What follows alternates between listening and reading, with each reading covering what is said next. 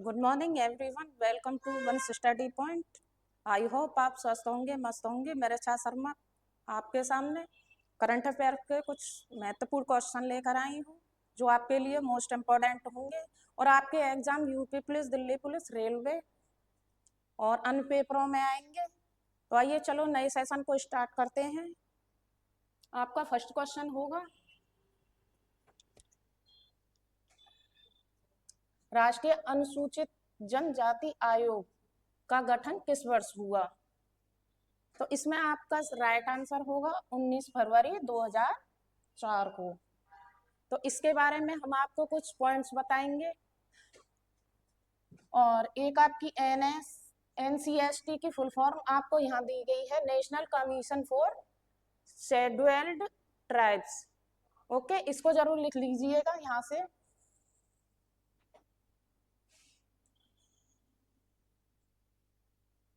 अब आप इसके कुछ पॉइंट्स देखना। 19 फरवरी 2025 को राष्ट्रीय अनुसूचित जनजाति आयोग का 22वां स्थापना दिवस मनाया गया। 19 फरवरी 2025 को कौन सा दिवस मनाया गया? 22वां। और राष्ट्रीय अनुसूचित जनजाति आयोग की स्थापना 19 फरवरी 2004 को हुई थी। राष्ट्रीय अनुसूचित जनजाति आयोग की स्थापना कब हुई थी? 19 फरवरी 2004 को। ये संविधान के 89वें संविधान संशोधन द्वारा की गई। कौन से संविधान संशोधन द्वारा की गई? 89वें। ओके, आपके 2 पॉइंट इसी से बनेंगे, 1 पॉइंट से। अनुच्छेद 338 ये आपको बताएगा राष्ट्रीय अनुसूचित जनजाति आयोग से संबंधित है। इसमें संशोधन करके अनुच्छेद 338A को जोड़ा गया है। किसको जोड़ा गया है? 338A को जोड़ा गया है। भारतीय संविधान का अनुच्छेद 341 अनुसूचित जातियों की सूची से जुड़ा हुआ है।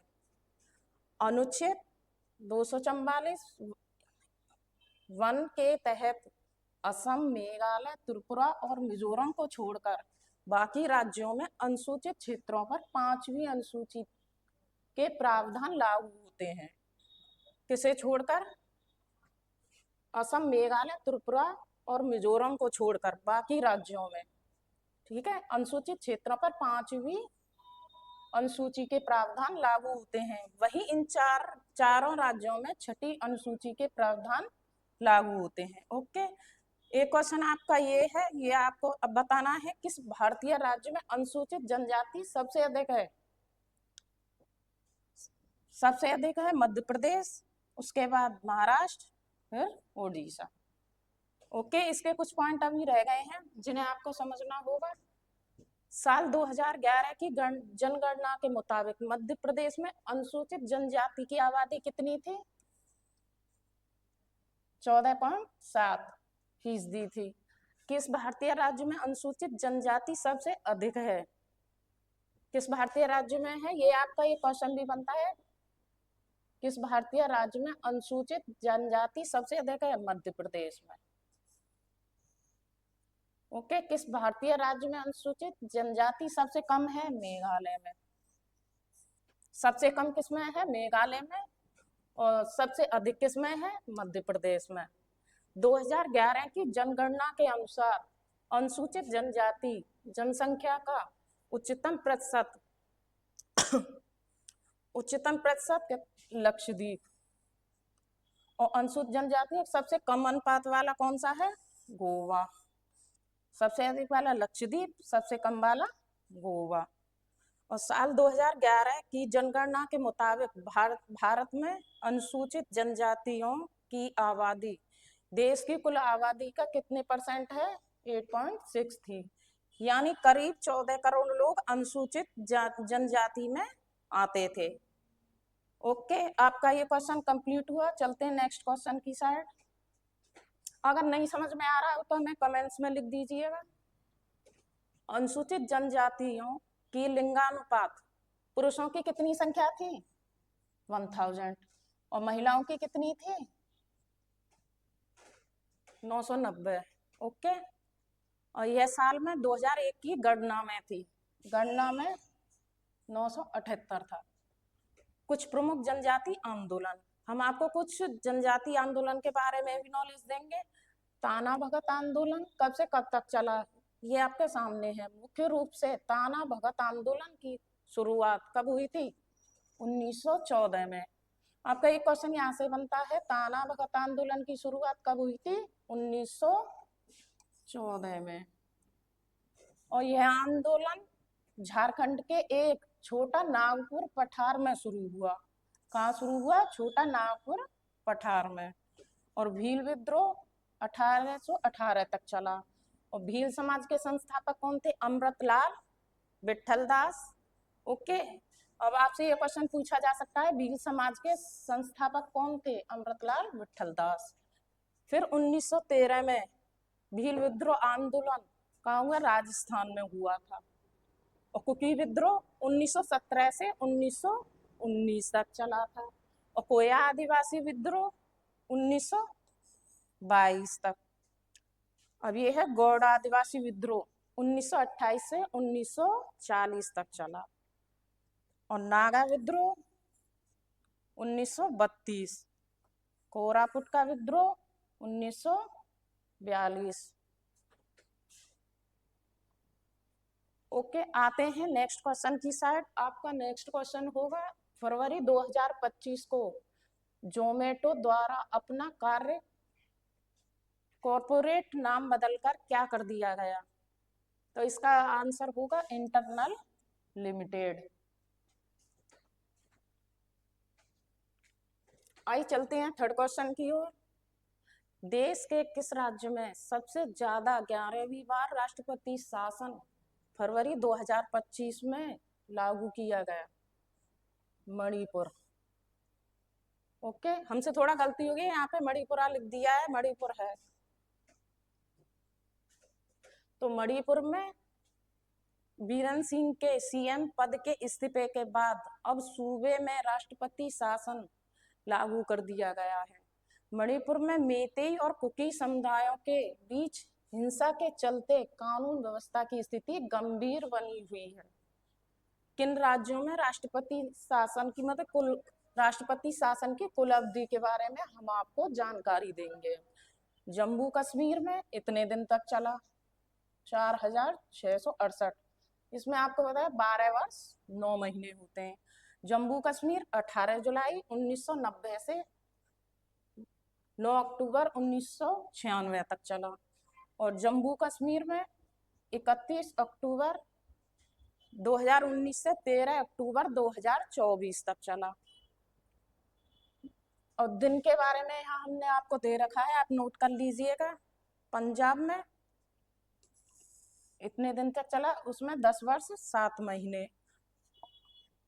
पंजाब में 11 मई से 1987 से 23 फरवरी 1992 तक चला। उत्तर प्रदेश में 1690 दिन, 4 साल 7 महीने। मणिपुर में 1511 से ज्यादा, 4 साल तक, 1 महीने से ज्यादा चला। ओके, 7 जुलाई 1951 को पंजाब में पहली बार राष्ट्रपति शासन किया गया था। पहली बार कब किया गया था? 7 जुलाई 1951 में। पूर्व प्रधानमंत्री इंदिरा गांधी की हत्या के बाद पंजाब राज्य आतंकवादियों और आतंकवादी संगठनों की तलाश के लिए केंद्र से हमले के प्रति संवेदनशील था। दूसरी बार, पहली बार यहाँ हो गया, दूसरी बार 1987 में पंजाब और हरियाणा में संचालित एक सिख संगठन खालिस्तान कमांडो फोर्स के हाथों 34 हिंदू यात्रियों के नरसंहार के बाद राज्य में राष्ट्रपति शासन लगाया गया था।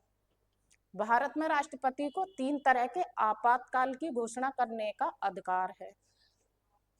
राष्ट्रीय आपातकाल, युद्ध बाहरी, राष्ट्रीय आपातकाल किसको कहेंगे? युद्ध, बाहरी आक्रमण या आंतरिक अशांति के कारण आपातकाल किस में दिया गया है? ये अनुच्छेद 352 में। और राष्ट्रपति शासन राज्यों में संवैधानिक तंत्र की विफलता के मामले में आपातकाल किसमें दिया गया? अनुच्छेद 356 में। और वित्तीय आपातकाल अनुच्छेद 360 में, जिसमें दिया गया है वित्तीय संकट के कारण आपातकाल। राष्ट्रीय आपातकाल लागू होने पर अनुच्छेद 19 स्वतंत्रता का अधिकार निलंबित किया जा सकता है। ओके, आइए चलते हैं फोर्थ क्वेश्चन की साइड। ये आपके सामने है। फरवरी 2025 में एआई की फुल फॉर्म होती है आर्टिफिशियल इंटेलिजेंस शिखर सम्मेलन 2025 में कहाँ आयोजित हुआ?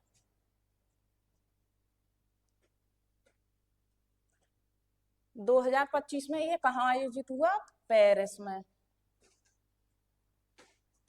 इसके बारे में कुछ पॉइंट्स पढ़ेंगे। 10-11 फरवरी 2025 को एआई शिखर सम्मेलन कहाँ हुआ? पेरिस, फ्रांस में आयोजित हुआ था। जगह का नाम पूछे तो पेरिस, फ्रांस, पेरिस लिखना है, और डेट पूछे तो आपको ये नोट करना है। ओके।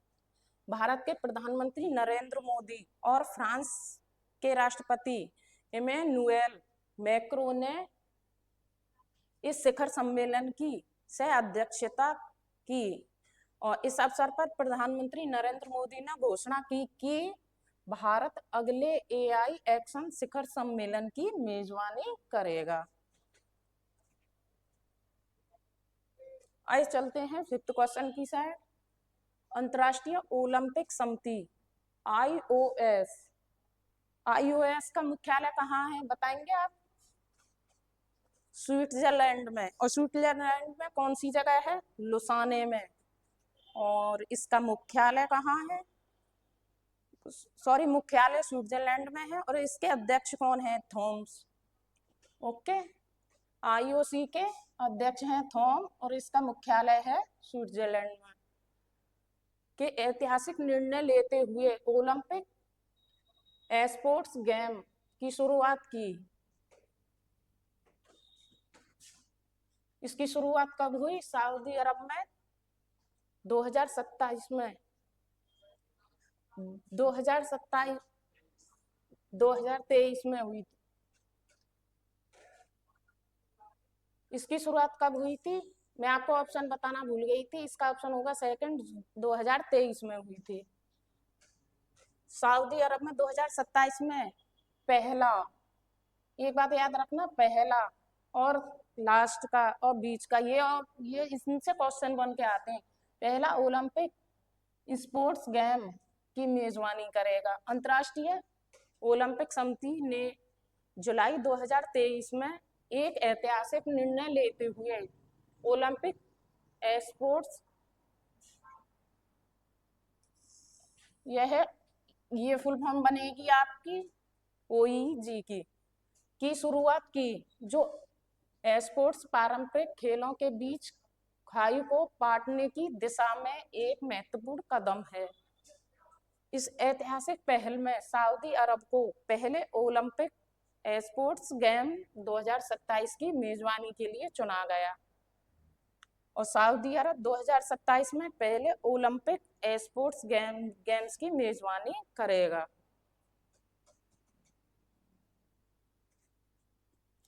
आइए, अब हमारा सेशन यही समाप्त होता है। अगर आपको कुछ क्वेश्चन करना हो तो वो कमेंट्स में लिख दीजिएगा, और हमारे चैनल को सब्सक्राइब करिएगा। धन्यवाद।